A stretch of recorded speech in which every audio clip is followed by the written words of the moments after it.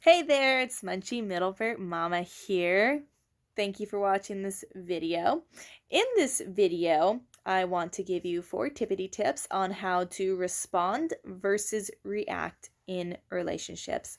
These 4 tippity tips are ones that I use in my own conversations and my own relationships with people, and I have found them to be highly effective, and I hope you find the same for you.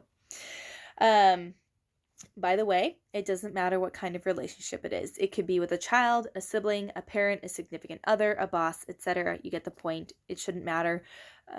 These things should still work fairly effectively for you. All right, so let's get to it. Number 1, take a deep breath. Yes. Take a deep breath.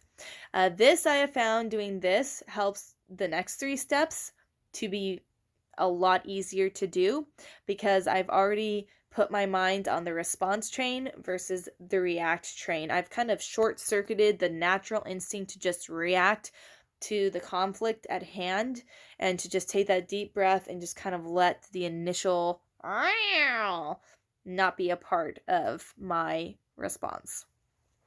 Number 2, measure your voice. What do I mean by that? Well, right now I'm talking in a very neutral, normal voice. I'm not skyrocketing my tone up into the heavenly realms where I'm just screeching like a hawk at somebody. I'm also not bringing it down to the depths of the earth while I'm growling out my words and just putting a tone to my words that basically says, them there's fighting words and I hope you take the bait. I'm keeping my tone neutral. So in the same thing, when you have a conflict in a relationship that is just begging for you to react, keep your tone neutral. Sometimes just simply by doing this, the other person could be skyrocketing their voice or dropping it to the depths of the earth. It doesn't really matter. But sometimes when you just keep your tone neutral, it helps the other person to realize, ooh, why am I sounding like up in the rafters? Or why am I growling at them like a lion? Maybe I need to just start responding a little bit more normally. I'm not saying this happens in every time you will do this, but a lot of times, sometimes people get a reality check when you measure your voice and you keep it in the neutral zone. All right? So, number 3, think like a diplomat. Think, what does a diplomat do? Well, they go to different countries, they go to different situations, and they figure out ways how to de-escalate. Their job is to build bridges, to build bonds, to find solutions.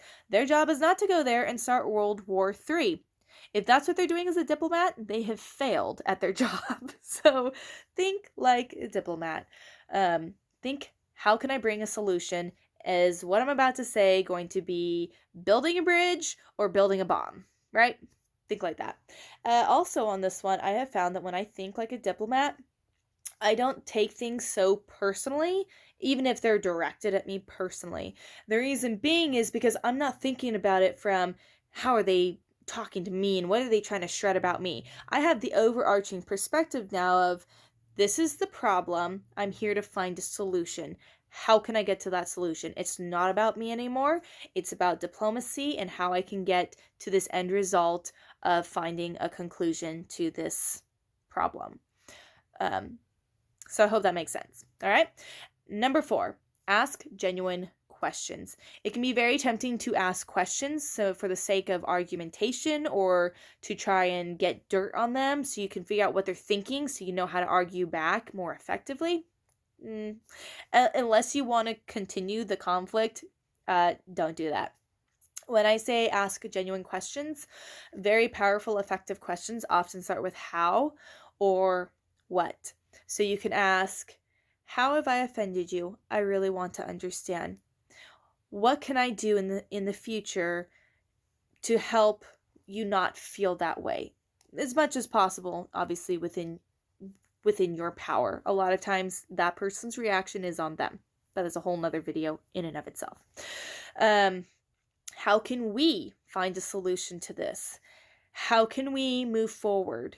What's something that could bring healing to this? What's something in the future that we could do so we don't end up at this place again? Things like that are very healing questions.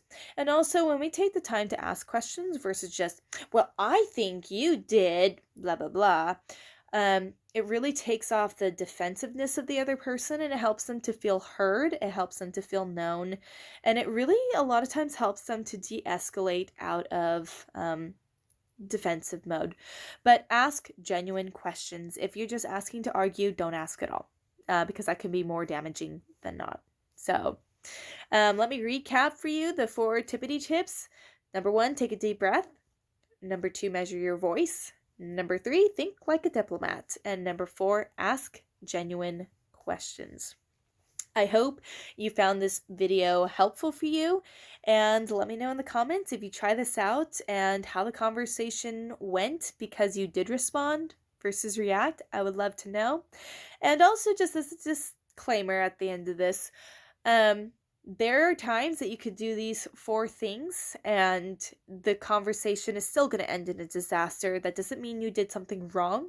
There are just some people out there, narcissists, for example, where it doesn't matter what you do, they will always find something wrong, or they will still try and find ways to manipulate. Or you could ask genuine questions and you'll find that they stonewall you, or they avoid the questions, or they give you these really weird random answers to your questions, things like that.